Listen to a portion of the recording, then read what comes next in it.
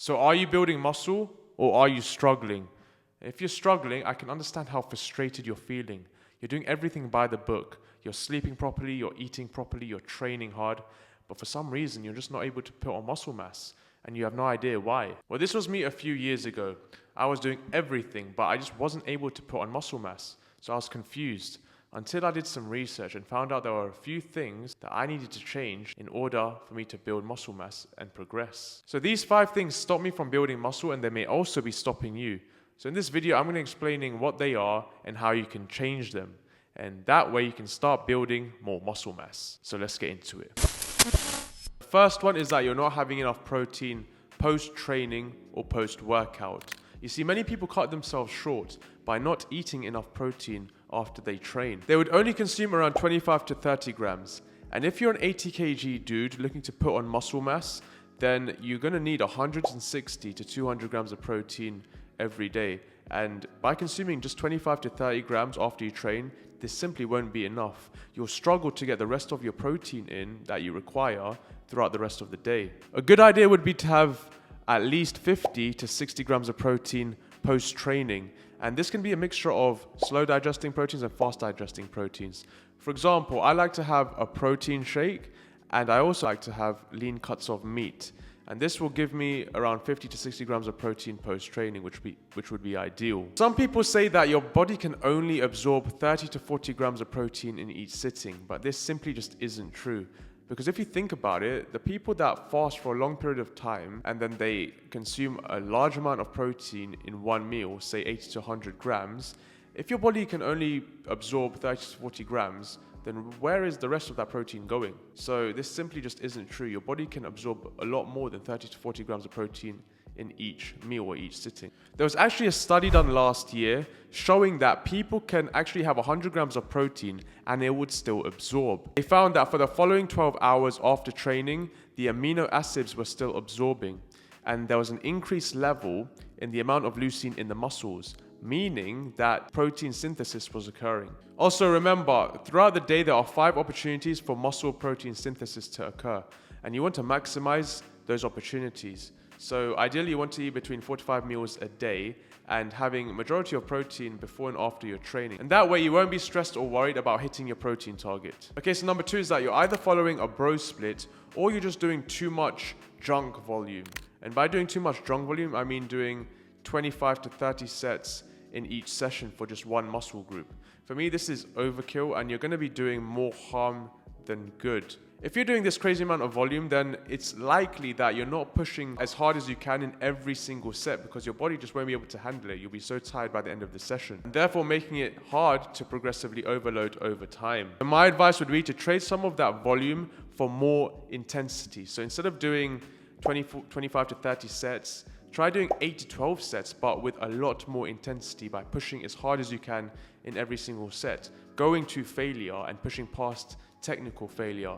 This is going to be much more beneficial to help you build muscle mass, and you'll be saving a lot more time than wasting time doing 25 to 30 sets in each session, which could take you 2 to 3 hours. So if you have hit a plateau, then try reducing your volume and pushing much harder in every single set, pushing past technical failure. Also, if you're following a bro split, then you're doing a disservice to your muscles. So a bro split is doing, for example, chest on Monday, back on Tuesday, legs on Wednesday, Thursday, shoulders and arms on Friday, just hitting a muscle group just once per week.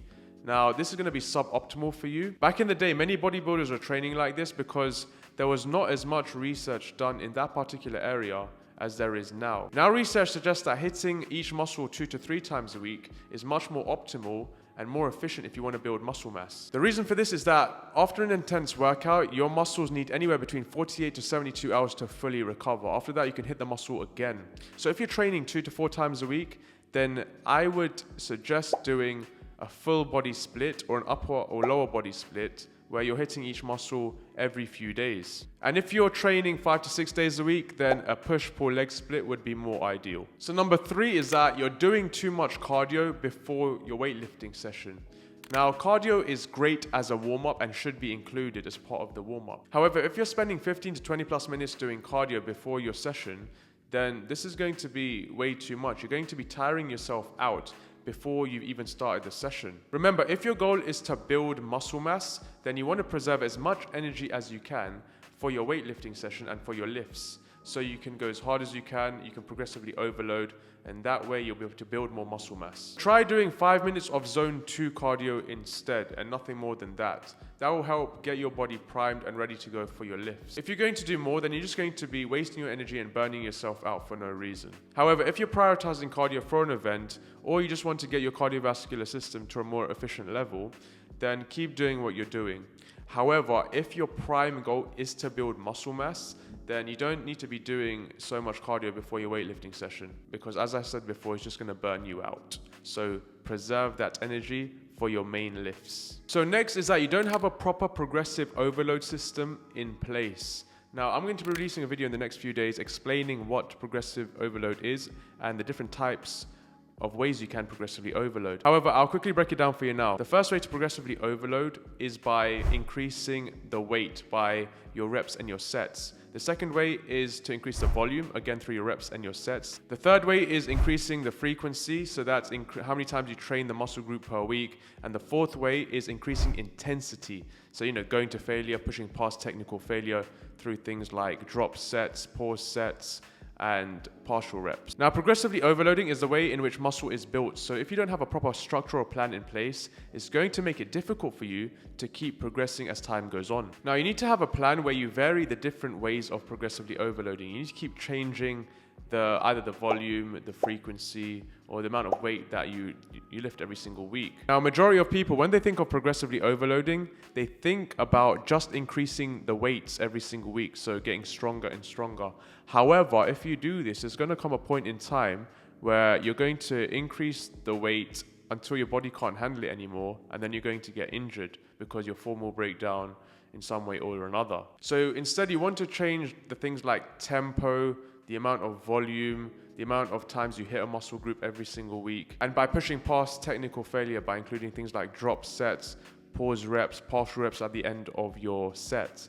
And this is how you're going to keep on building muscle mass. And the final reason why you're not putting on any muscle is because you're constantly eating in a calorie deficit. You're constantly cutting because you're scared to put on weight. If you're constantly eating in a calorie deficit, then you're not going to build any muscle mass. You need to be eating at a maintenance or just above to pack on a solid amount of muscle. However, if you're a beginner and you're going through a full body recomposition, then eating in a calorie deficit may be okay, and you may actually be able to pack on a small amount of muscle mass. But if you're more advanced, then you gotta be eating at a maintenance or in a surplus to build a solid amount of muscle tissue. And this is where many people go wrong. They're just constantly under eating. They're not tracking their calories. They think that they're eating in a surplus, but in fact, they're just eating in a deficit, and that's why they're not able to pack on any muscle tissue. If you're someone that's slim and finds it hard to put on muscle mass, so you're a hard gainer, then this isn't going to be a good idea. You need to be eating at a maintenance at least, or in a calorie surplus every single day, so you can progress. Now, there are two ways you can pack on muscle tissue. The first way is if you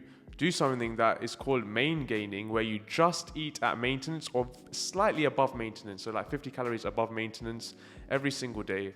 And that way you'll just slowly build muscle mass, but it's going to be a slow process and it will take a long period of time. And this way you won't be putting on any fat either, so you'll stay lean. So the next way is doing something called mini bulks and mini cuts. So when you're doing a mini bulk, you'll be eating a little bit more, so anywhere between 100 to 300 calories over your maintenance for around 1 to 2 months. That way you'll be able to put on a solid amount of muscle mass, and you'll also put on a little bit of fat.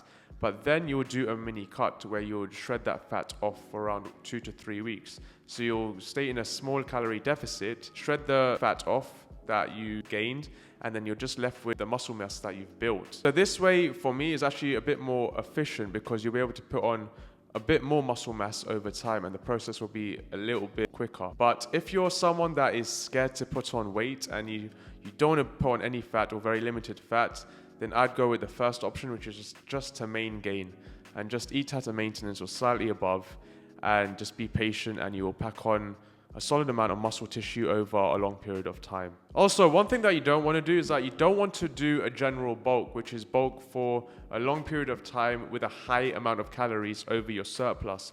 Because yes, you'll gain muscle, but you'll also gain a lot of fat. And then by the end of it, you'll be pretty fat and you'll need to shred all of that fat off that you've gained. And then you're going to need to be in a calorie deficit, either an aggressive calorie deficit for a short period of time, or just a general calorie deficit for a long period of time. And then you're going to run the risk of losing muscle mass that way. So don't do that. Instead, use these two strategies because you'll preserve your muscle mass and you'll put on limited fat. So it's a win-win. And guys, this is probably one of the most important steps and where most people actually go wrong. So make sure you are tracking your calories and you are eating at a maintenance or slightly above a maintenance to pack on muscle tissue. Trust me, it's going to help you guys and you will be able to progress and build more muscle mass.